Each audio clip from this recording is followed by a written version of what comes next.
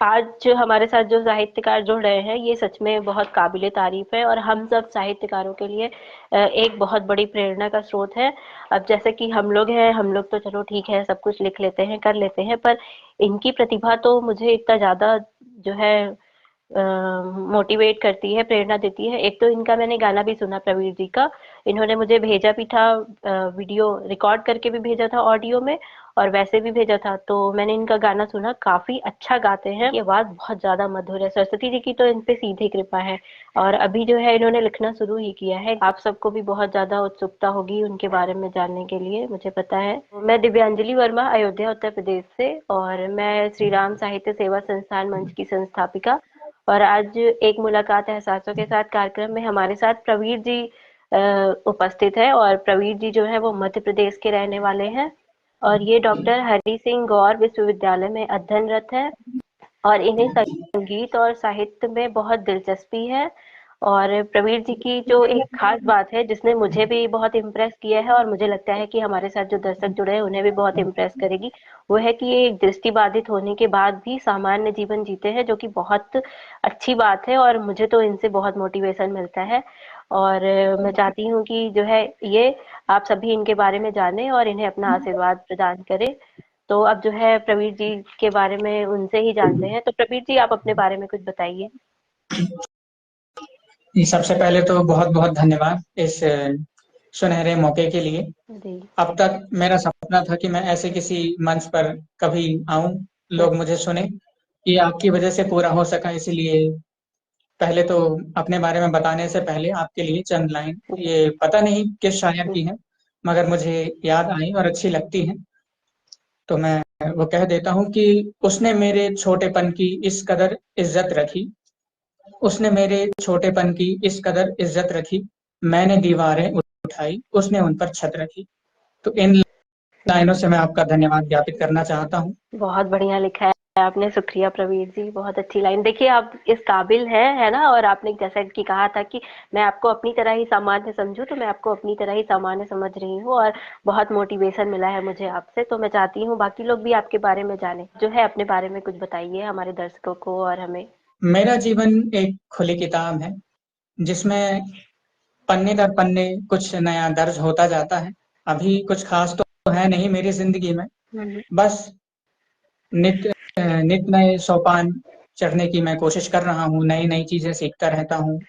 और जैसा कि आप सबने परिचय में ही ये जान लिया कि मैं दृष्टिबाधित विद्यार्थी हूँ, और मेरी प्रारंभिक शिक्षा मध्य प्रदेश जबलपुर में हुई है। और मैं यहाँ पर डॉक्टर हरि सिंह गौर विश्वविद्यालय में बीए में अभी अध्ययनरत हूँ। मेरा इस समय हिंदी लिटरेचर और हिस्ट्री से मैं ग्रेजुएशन कर रहा हूँ। और मैं हर बार ये बात कहता हूँ, तो मैं इस बार भी आप सबके सामने कहना चाहता हूँ कि मेरा जीवन तो कहानियों और उपन्यासों का संग्रह है, लेकिन मेरी आत्मा तो कविता में बसती है। तो भले मैं कितनी ही कहानियां उपन्यास लिख लूं, मगर गीत, कविताएं, ये मेरी आत्मा में बसते हैं, ये मेरी आन बान और शान है। मैं इन्हीं में अपने जीवन को देखता हूँ और ऐसे ही निरंतर लिखते रहना चाहता हूँ। बहुत अच्छी बात है, मैंने आपकी कविताएं भी सुनी है, आप बहुत अच्छा गाते हैं। और आज लाइव में भी हम आपकी एक दो कविता जरूर सुनेंगे। तो प्रवीर जी, अब मैं आपसे जानना चाह रही थी, आप लेखन के क्षेत्र में कैसे आए। लेखन के क्षेत्र में आने का जो मेरा सफर है, इसकी कहानी भी बड़ी मजेदार है।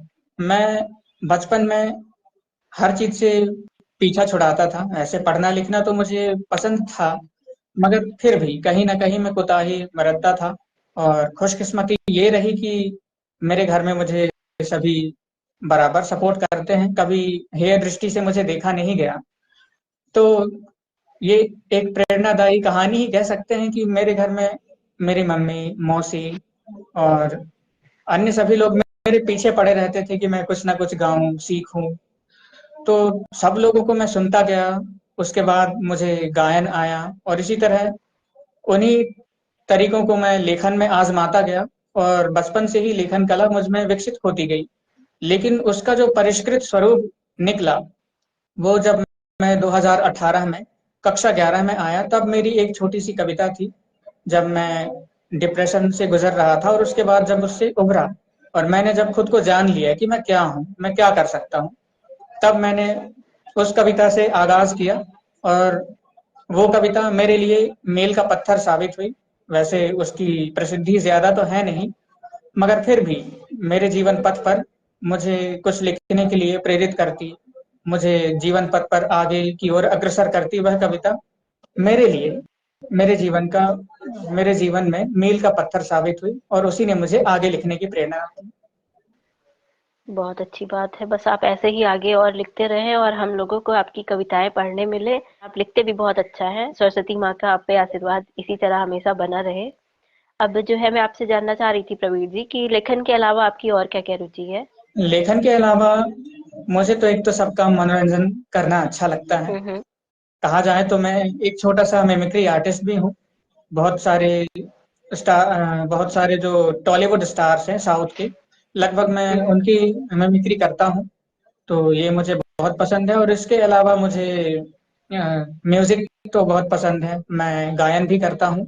शास्त्रीय संगीत मैंने सीखा हुआ है हुँ, हुँ। और उसमें नित नए प्रयोग करता रहता हूँ। इसके साथ-साथ मुझे थोड़ा बहुत घूमना-फिरना और नए-नए लोगों से मिलना, दोस्ती करना, नई-नई चीज़ें सीखते रहना और नए-नए प्रयोग करना, अपनी जो अभिरुचियाँ हैं, उनमें नए-नए प्रयोग करना, मुझे बचपन से ही पसंद रहा है।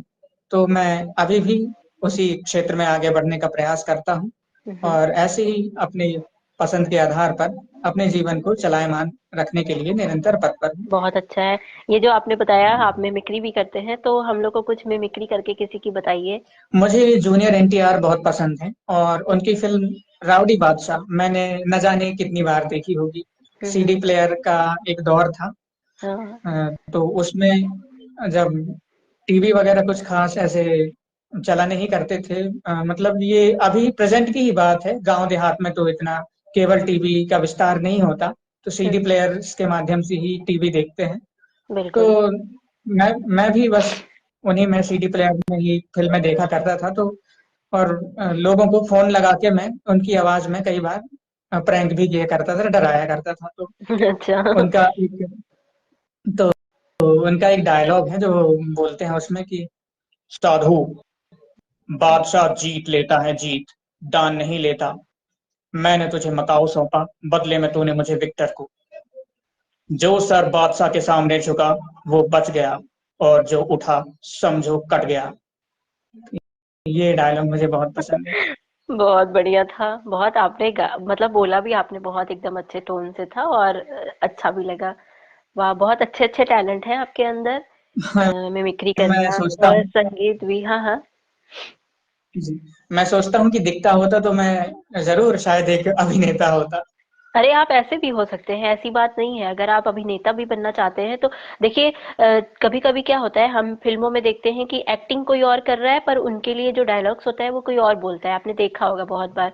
तो आप चाहे तो डायलॉग्स बोल के भी जैसे वो होता है ना एनिमेशन होता है। आप एनिमेशन स्टोरी किसी से बनवा के और उसमें अपने डायलॉग्स जोड़ के आप उसे अपना एक जो है रूप दे सकते हैं। जी आजकल तो जी, वॉइस ओवर। हाँ, आजकल तो टेक्नोलॉजी इतनी ज़्यादा विकसित हो गई है कि आप कुछ भी कर सकते हैं। मैं खुद ही एनिमेशन स्टोरी बना के उसमें अपनी वॉइस डाल देती हूँ। तो आप ये ट्राई करिए, बहुत अच्छा होगा। प्रवीर जी, मैं आपसे जानना चाह रही थी कि आपने जैसे बताया कि आप साहित्य के क्षेत्र में अभी-अभी शुरू किए हैं और आपने कुछ पोयम और लिख चुके हैं कुछ पोयम।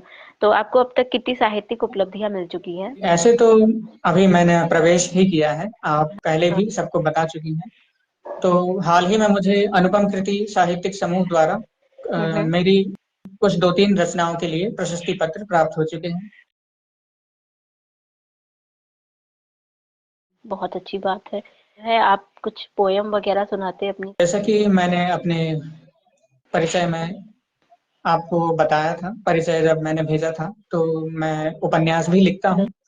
तो मेरा एक उपन्यास है काल पुरुष, तो उसमें एक गीत है और वो गीत मुझे बहुत प्रिय है। मैं ऐसी आशा करता हूँ कि आप सब भी उससे आनंदित होंगे, मुझे सुनने वाले सभी। मैं अपना बिल्कुल। गीत शुरू करता हूँ, आप हाँ, सब हाँ, गौर फरमाएँ। स्वागत है आपका।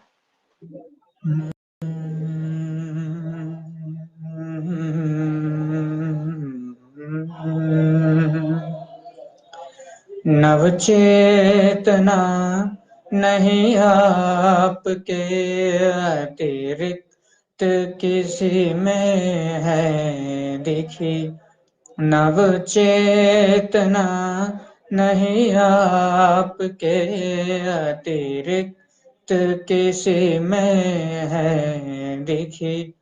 कह गए कानों में है मेरे आके यह पिक और शिखी। लो मुझे स्वीकार द्वार अपने हृदय के खोल दो ना। दिन हुए बहुत आपको बिन सुने फिर कुछ बोल दो ना। दिन हुए बहुत आपको बिन सुने फिर कुछ बोल दो ना। नहीं चूड़ियां नहीं कंगना नहीं झनक पायलिया की धुन। नहीं चूड़ियां नहीं कंगना नहीं झनक पायलिया की धुन। मधुवाणी का रसपान चाहूं जो करे अवगुण सगुण। क्या हो रहा निष्प्राण मैं तुम देखना टटोल दो ना। चाहूं जीना मैं पुनः रस प्राणों में फिर घोल दो ना। दिन हुए बहुत आपको बिन सुने फिर कुछ बोल दो ना। नहीं स्वार्थ मुझ में हो निहित सब हो मेरा परमार्थ हित। नहीं स्वार्थ मुझ में हो निहित सब हो मेरा परमार्थ हित। हर लूं सकल संताप उनके जन जगत में जो हैं व्यथित। दे कर के नवगति मुझको मेरा बदल हृदय भूगोल दो ना। बंदी हूं मैं वेदना का तुम आके बेड़ियां खोल दो ना। दिन हुए बहुत आपको बिन सुने फिर कुछ बोल दो ना। दिन हुए बहुत आपको बिन सुने फिर कुछ बोल दो ना। बहुत बहुत धन्यवाद। बहुत बढ़िया गाया आपने। आपकी आवाज़ तो सच में एकदम गॉड गिफ्टेड है और देवी जी की जैसे सरस्वती जी की आप पे सीधी कृपा है। बहुत अच्छा लगा, आपकी आवाज़ भी बहुत सुंदर है और कविता भी आपने बहुत अच्छे से गाई। तो अब जो है मैं आपसे जानना चाह रही थी प्रवीर जी कि आपके अनुसार समाज के लिए साहित्यकार के क्या कर्तव्य और जिम्मेदारियां होते हैं? ये तो हम सभी जानते हैं कि साहित्य समाज का दर्पण है, और हम्म। हो भी क्यों ना, क्योंकि साहित्य का मतलब ही है सबका हित। सबका हित जो करने वाला है वही साहित्य है। हम बिल्कुल। जैसे पूर्व में देखते आए हैं प्रेमचंद जी, प्रसाद जी, इन हम्म। लोगों की रचनाएं कितनी बेबाकी से अपनी बातें कहती थी। हालांकि प्रसाद जी की रचनाएं तो मनोवैज्ञानिक होती थी, मगर जो कोई भी उन्हें समझ ले, जो कोई भी उनके भीतर की गहराई समझ ले, तो वो ये जान सकता था कि हाँ, वास्तव में जीवन क्या है। और साहित्य आज हर क्षेत्र में लिखा जा रहा है, लेकिन अब साहित्यकार ऐसे हो गए हैं कि वो कहते हैं कि ट्रेंड है, ट्रेंड के साथ चलना चाहिए, जबकि ये उचित नहीं है। बल्कि साहित्यकार की तो एक नैतिक जिम्मेदारी होती है कि वो समाज को अपनी लेखनी से कुछ ऐसा दे, कुछ ऐसा प्रदान करे जो वास्तव में एक संदेशप्रद साबित हो, और जो समाज के विकास में भागीदार बने, जो समाज को कुछ सिखाए, जो कुछ समझा सके। जैसे कि मैं यहाँ पर उदाहरण लेना चाहूंगा, प्रसाद जी की रचना है कामायनी। तो उसमें वे नारी उत्थान के लिए भी प्रयासरत रहते हैं। श्रद्धा के माध्यम से वह प्रयास करते हैं नारी के अस्तित्व को दिखाने का। और एक बार जब उसमें जो राजा मनु होते हैं वो भटक जाते हैं और एड़ा के संपर्क में आ जाते हैं, उसके बाद जो कुछ होता है वो तो आप सबके समक्ष है ही। तो वहां पर प्रसाद जी लिखते हैं कि तुम भूल गए पुरुषत्व मोह में कुछ सत्ता है नारी की, समरसता है संबंध बनी अधिकार और अधिकारी की। तो यहाँ पर वो चेताना चाहते हैं कि जैसे कई बार समाज में पुरुष वर्ग केवल पुरुषत्व पर विचार करता है, जबकि उसे नारी को भी अपने समकक्ष ही रखना चाहिए। तो इसी प्रकार के संदेश हमें हमारे पुरातन साहित्य से भी मिलता आ रहा है। तो इसी आधार पे मैं ये कह सकता हूँ कि जो साहित्यकार होता है, एक स्वच्छ समाज, स्वस्थ स्वस्थ राष्ट्र निर्माण में और एक शिक्षित राष्ट्र के निर्माण में अपनी अहम भूमिका निभाता है। तो मेरे अनुसार उसके यही दायित्व होंगे कि साहित्यकार समाज को एक अच्छा परिवेश दे सके, एक नैतिक मर्यादाओं से भरपूर जीवन दे सके। यही साहित्यकार के मुख्य उद्देश्य होने चाहिए। आपने बिल्कुल सही कहा। अब जैसे मैं बताऊँ कि मैंने भी पढ़ा है एक सरोजिनी नायडू के बारे में, तो उनके बारे में मैंने ये पढ़ा था कि जब हमारे देश में इतना ज़्यादा अंग्रेज़ों से मतलब कि देश के प्रति लोगों का जो रवैया था और जो सोच थी उसे बदलने के लिए सरोजिनी नायडू जी द्वारा बहुत सारी साहित्यिक कृतियाँ ऐसी लिखी गई ना कि वो अपने देश से प्यार करें। तो इसी तरह आजकल के साहित्यकार भी हैं, उन्हें भी जो है अपने समाज में जो सकारात्मक बदलाव लाना है उसके लिए ये करना ही चाहिए, ये जरूरी है। आपकी बातें बिल्कुल सार्थक है, बहुत अच्छी बातें बताई आपने। ये आपने जो कहा नारी भी जरूरी है, मतलब कि पुरुष और नारी से ही जैसे एक गाड़ी के दो पहिए होते हैं उसी तरह इस समाज के भी दो पहिए नारी और पुरुष है, और दोनों अगर साथ में चले तो ही समाज का अच्छा विकास भी हो सकता है। जी, और हमारे देश की तो ये परंपरा भी है, यत्र नारी पूज्यन्ते रमन्ते तत्र देवता। बिल्कुल सही कहा आपने। मैं आपसे जानना चाह रही थी जैसे कि आप जो है हमारे दर्शकों में जो लेखक हैं उनके लिए कुछ लेखन के टिप्स दीजिए जिससे वो आसानी से अपने लेखन को साकार बना सके। लेखन के लिए अम, अनेक विद्वान हुए हैं, उनके बहुत सारे विचार हैं, अनेक लोगों के अनेक मत हो सकते हैं। लेकिन मैंने जो अनुभव किया है उसके आधार पे मैं ये कह सकता हूँ कि अगर आप अच्छा लिखना चाहते हैं तो अच्छा पढ़िए, अच्छा सुनिए। और देखिए, हमारा देश श्रुति साहित्य पर आधारित है। आपने कहीं नहीं सुना होगा सुनाओ सुनो, बाकी किसी देश में सब बोलते हैं रिसाइट द पोयम, रिसाइट। तो हमारा ही एक देश है जहां पर ये कहा जाता है कि सुनाओ। वेदों में भी आपने वैदिक वैदिक परंपरा देखी है, तो उसमें भी श्रुति साहित्य ही था। पहले चीजों को कंठस्थ याद किया जाता था। पहले बिल्कुल। कोई ऐसी लेखन परंपरा नहीं थी। जैसा कि आप सबको विदित है, मैं दृष्टिबाधित हूँ, तो मैं ज्यादातर अपनी पढ़ाई सुनकर ही करता हूँ। तो मैं लेक्चर्स वगैरह जैसे सुनता हूँ तो उससे कई बार मैं लिखने के लिए प्रेरित होता हूँ। तो मैं यही कहूंगा कि आप पढ़िए, खूब पढ़िए, लेकिन आप श्रवण करने का जो तरीका है या श्रवण करने की जो विधि है, जो सुनना है, इसे भी अपने जीवन में अंगीकार करिए, इसे भी शामिल करिए। जितना आप सुनेंगे उतना ज्यादा प्रखर होंगे। और फिर पढ़ने में तो आपकी तर्क शक्ति मजबूत हो ही रही है। जितना आप पढ़ते जाएंगे, लिखते जाएंगे, तो अच्छे साहित्यकारों को पढ़िए, अच्छे रचनाकारों को पढ़िए। आप जो कुछ भी गीत वगैरह सुनते हैं, मोहम्मद रफी साहब, किशोर दा, इन सब के गीतों को सुनिए, इन्हें अपनी तरीके से लिखने का प्रयास करिए। बिल्कुल और सही। इस तरह बहुत सारी चीजें हैं आजकल तो लोग सॉफ्टवेयर्स की मदद से लिख रहे हैं, लेकिन मैं इस चीज को सही नहीं मानता।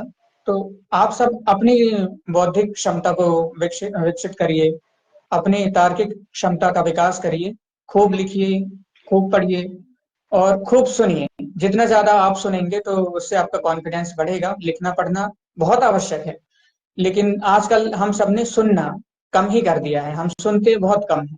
लेकिन आप लिखने पढ़ने के साथ साथ सुनने का जो महत्व है इसे भी स्वीकारिए और खूब सुनिए, खूब लिखिए, खूब पढ़िए।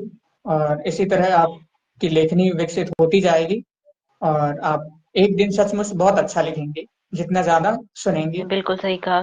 जैसे होता है ना कि हम सकारात्मक चीजें सुनते हैं तो हम सकारात्मक सोच बनाते हैं और हम वही लिखते हैं, और हम नकारात्मक चीजें सुनते हैं तो फिर वैसी सोच बनाते हैं और वही लिखते हैं। और दूसरी बात ये होती है जी, कि सोचने का हमारा जो दायरा होता है वो बचपन से, आपको पता ही है कि बच्चे होते हैं वो थोड़ा सोचते हैं, फिर उसके बाद जैसे जैसे बड़े होते हैं तो दिमाग का विकास जैसे जैसे होता है, और दिमाग का विकास भी पढ़ाई लिखाई से होता है। तो जी, जितना आप ज्यादा पढ़ते जाएंगे उसी हिसाब से फिर सोचते जाएंगे और उसी हिसाब से लिखते जाएंगे। तो सबसे ज़्यादा ज़रूरी जो लेखन के लिए है वो यही है कि आप पढ़िए। बहुत अच्छा लगा प्रवीर जी आपकी बातें सुनकर, आपसे मिलकर। पे आपकी 1-2 जो है रचना और सुन ली जाए एक। जी। बहुत-बहुत धन्यवाद। जी। और मैं कहना चाहता हूँ कि जैसे आपने रचना सुनने की इच्छा व्यक्त की तो, हुँ। कि मैं बुलबुल हूँ, मेरा काम है गाते रहना, और यदि मैं भूलूँ तो आप याद दिलाते रहना। अच्छा, बहुत अच्छा, शुरू करिए। ये मेरी ऐसी रचना है जो मुझे अक्सर अपने गाँव की याद दिलाती है। यूनिवर्सिटी जब मैं आया था तभी मैंने ये रचना लिखा था। पेश है आप सबके समक्ष। चल गाँव चल गाँव चल गाँव चल गाँव चल गाँव चल गाँव चल गाँव चल गाँव, नीम और पीपल तो कभी चल घने बरगद की छाँव, चल गाँव चल गाँव चल गाँव चल गाँव चल गाँव चल गाँव चल गाँव चल गाँव, दादी नानी से सुनने को फिर से वही कहानी, दादी नानी से सुनने को फिर से वही कहानी, जिसमें छिपी होती थी इस जीवन की मधुर निशानी, जिसमें छिपी होती थी इस जीवन की मधुर निशानी, खाते जहां फल फूल थे मुखिया जी की वो बगिया पुरानी, खाते जहां फल फूल थे मुखिया जी की वो बगिया पुरानी, खेत में उस कल कल करती नदिया का बहता पानी, खेत में उस कल कल करती नदिया का बहता पानी, सुनने को चिड़िया की चहचह ओ हो, सुनने को चिड़िया की चहचह और कौवे का काव, चल गाँव चल गाँव चल गाँव चल गाँव चल गाँव चल गाँव चल गाँव चल गाँव, चल गाँव की निश्छल गलियों में जहाँ उड़ी हो धूल, चल गाँव की निश्छल गलियों में जहाँ उड़ी हो धूल, नागफनियाँ सूख चुकी हो और खिले हों फूल, नागफनियाँ सूख चुकी हो और खिले हों फूल, कदम जहाँ रखते ही मुरझाए चेहरे खिल जाते हैं, कदम जहाँ रखते ही मुरझाए चेहरे खिल जाते हैं, बिना पता पूछे पुरखों के घर मिल जाते हैं, हो बिना पता पूछे पुरखों के घर मिल जाते हैं, अगर कभी भरना हो तुझे तो ओहो, अगर कभी भरना हो तुझे जो अपने मन के घाव, चल गाँव चल गाँव चल गाँव चल गाँव चल गाँव चल गाँव चल गाँव चल गाँव, नीम और पीपल तो कभी चल घने बरगद की छाँव, चल गाँव चल गाँव चल गाँव चल गाँव चल गाँव चल गाँव चल गाँव चल गाँव। बहुत बहुत धन्यवाद। वाह! बहुत अच्छी कविता थी। मुझे लगता है आपने ये कविता अपनी जो है यादों को ताज़ा करने के लिए और उन्हीं पे लिखी है, कि मतलब याद करके आप गाँव में क्या-क्या करते थे और कैसे करते थे। मैं इसी बात पर ये कहना चाहता हूँ हुँ, हुँ। कि मैं घर से दूर रहता हूँ, मुझे ये रंज रहता है, मैं घर से दूर रहता हूँ, मुझे ये रंज रहता है, मगर मैं खुश हूँ मेरे दिल में, मेरा जिला मंडला, ग्राम चरगांव माल और तहसील नारायणगंज रहता है। अरे वाह! बहुत बढ़िया। बहुत खूब। जो है मैं आपसे जानना चाह रही थी प्रवीर जी, आपकी पहली प्रकाशित पुस्तक कौन-सी है? जी, अभी तक तो मैंने पुस्तक प्रकाशित नहीं कराई, हालांकि मैं अपने उपन्यास को लिखने के लिए अभी प्रयासरत हूँ, मैं लिख रहा हूँ। अच्छा। और जैसे ही मेरी लेखनी पूरी होती है, हुँ। जैसे ही मैं उस पर पूरा काम कर लेता हूँ, मैं उसे अवश्य प्रकाशित करूँगा। चलिए, बहुत हमारी तो यही शुभकामना है कि जल्दी से आपका आपका उपन्यास पूरा हो और उसके बाद उसे प्रकाशित करवाइए और फिर हम लोगों के हाथों वो पढ़ने के लिए दीजिए, जिससे हम सब जान सकें, हम सब भी उसका आनंद ले सकें। जी, आप सब जैसे सुधीजनों का साथ मेरे साथ है, तो ये होने में भी ज़्यादा देर नहीं है, क्योंकि बिल्कुल। मुझे लगता है कि मैं तो अकेला चला था, भीड़ आती गई, कारवां बनता गया। बिल्कुल, बिल्कुल, हम सब आपके साथ हैं। एक वो है ना कि आपकी जो लगन और जो तत्परता है ना और साहित्य के लिए जो आपका उत्साह है, वो आपको बहुत आगे ले जाएगा साहित्य में। जी, और ये सब जो कुछ हो पा रहा है, ये मेरी मेरी माँ हिंदी का आशीर्वाद है। वो कदम-कदम पर मेरी मदद करती हैं। उसके आँचल की छाँव में मुझे सीखने, समझने का मौका मिलता है। इससे ज़्यादा गौरव की बात क्या हो सकती है? बिल्कुल सही कहा आपने। चलिए अच्छा, अब आगे बढ़ते हैं। अब मैं आपसे जानना चाह रही थी कि एक लेखक के लिए पुस्तक पढ़ना कितना ज़रूरी है? जैसे मैं अब ये कहना चाह रही थी कि हम लेखक लोग जो होते हैं, मैंने बहुत सारे लेखकों को देखा है, मैं मिली हूँ, तो वो कहते हैं कि हम खुद अपना लिखते हैं, तो हम दूसरे की रचना क्यों पढ़ें? कभी-कभी ऐसा मन में आ जाता है कुछ लोगों के। तो मैं आपसे जानना चाह रही थी कि एक लेखक के लिए पुस्तक पढ़ना कितना ज़रूरी है दूसरे लेखकों का? उतना ही ज़रूरी जितना मछली के लिए जल। बिल्कुल। जैसे कि जैसे कि हम अ, देखिए, मैं सबसे पहले तो जितने भी लेखक हैं, निराला जी हों, प्रसाद जी हों, दिनकर जी, मैं सबको धन्यवाद करना चाहूँगा। मैं जितनी भी रचनाएँ अब तक लिख चुका हूँ, तो मैं ये नहीं कहूँगा कि ये मेरी रचनाएँ हैं। मैं उनसे प्रेरित हुआ हूँ, उनकी रचनाओं को पढ़कर प्रेरित हुआ हूँ। उसके बाद मैंने ये लिखी है, तो कहीं न कहीं मेरे इन रचनाओं में मेरी अब तक की जो साहित्यिक यात्रा है, इसमें उन सबका भी महत्वपूर्ण योगदान है। और अगर आप ये कहते हैं कि हम तो खुद अपना लिखते हैं, तो हम किसी और का क्यों पढ़ें? तो ये आपका अहम बोल रहा है। और अगर आप अच्छा कुछ सीखना चाहते हैं, तो ज़्यादा से ज़्यादा रचनाकारों को पढ़िए, क्योंकि हमें अपनी सभ्यता, संस्कृति के बारे में भी तो जानना आवश्यक है, वरना हम लिखेंगे क्या? हमें तो वही लिखना है, क्योंकि साहित्यकार एक बड़ी ही गरिमापूर्ण बात है साहित्यकार होना। तो उसके लिए आप ये पूरा ध्यान रखें कि आप कितने ज़्यादा अपने कर्तव्य को, अपने काम को लेकर पैशनेट हैं। तो इसीलिए पुस्तक पढ़िए, खूब पढ़िए। ऐसा सोचना गलत है कि हम अपना लिख रहे हैं तो किसी और का क्यों पढ़ें। भाई, सीखने के लिए आपको पढ़ने की आवश्यकता है। जैसे बिल्कुल। कि मैं अभी उपन्यास लिखता हूँ, तो मैं कई बार खुद हैरत में पड़ जाता हूँ कि मतलब और क्या लिखूं। कई बार मैं डाउट में आ जाता हूँ कि अब तो यहाँ से मुझे कंटेंट ही नहीं मिल रहा। तो इसमें मेरी सहायता उपन्यास ही करती हैं। अब मान लीजिए मुझे लिखना है कि एक ग्रामीण अंचल की समस्या है। किसानों को मैंने अपने जीवन में शामिल किया है। हालांकि मैं तो गांव देहात के परिवेश से हूँ ही, मेरे घर में भी किसानी होती है। हुँ, हुँ। लेकिन मुझे बचपन से ही पढ़ने के लिए बाहर भेज दिया गया, तो मैं सारी चीजें उतने अच्छे से नहीं समझ सका। तो बिल्कुल।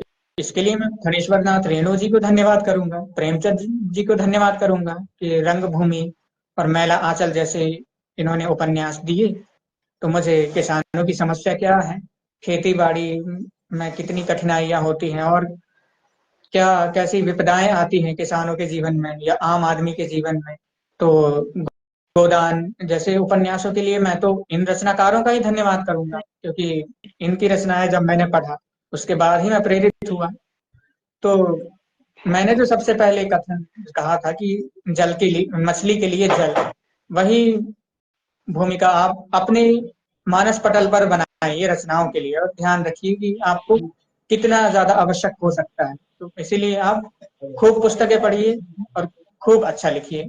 पुस्तक पढ़ना एक रचनाकार के लिए, एक लेखक के लिए अत्यंत आवश्यक है। मैं अभी भी कहता हूँ उतना ही जितना मछली के लिए जल। बिल्कुल सही कहा आपने कि अगर पुस्तक नहीं पढ़ेंगे तो फिर कुछ पता ही नहीं चलेगा। अगर पुस्तक नहीं पढ़ते तो फिर आदमी अपनी संकुचित सोच में ही रह जाता है, उसे आगे का कुछ पता नहीं चल पाता है। और जो संस्कृति की बात कही तो सही है। अब संस्कृति जैसे घर में आजकल देख ही रहे हैं, घर वाले कितना बिजी रहते हैं। स्कूल में भेजा जाता है छोटे बच्चों को, तो वहां पे टीचर का जो कर्तव्य होता है वो क्या होता है, बच्चों को बुक्स पढ़ाना ही होता है। और जो किताबें होती है वो भी किसी राइटर के द्वारा ही लिखी जाती है, तो उसमें जो लिखते हैं वो भी वही रहता है।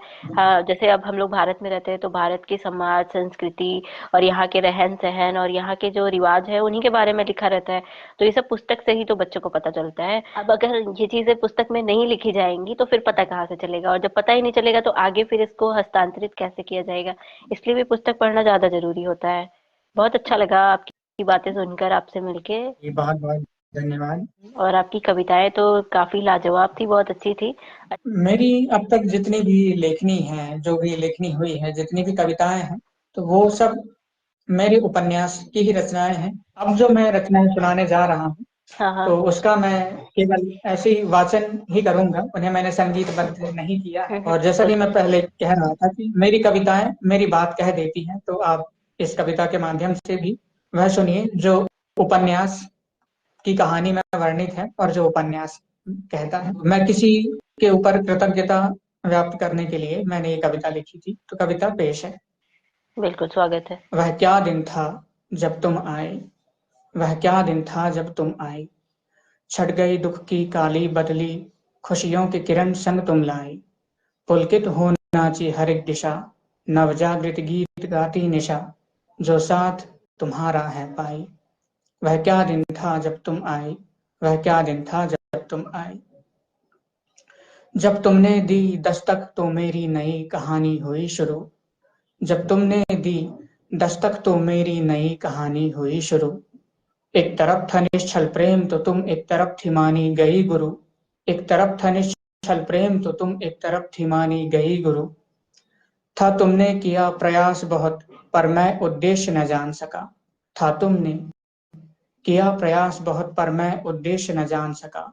ये कैसी भूल हुई मुझसे मैं तुमको ना पहचान सका।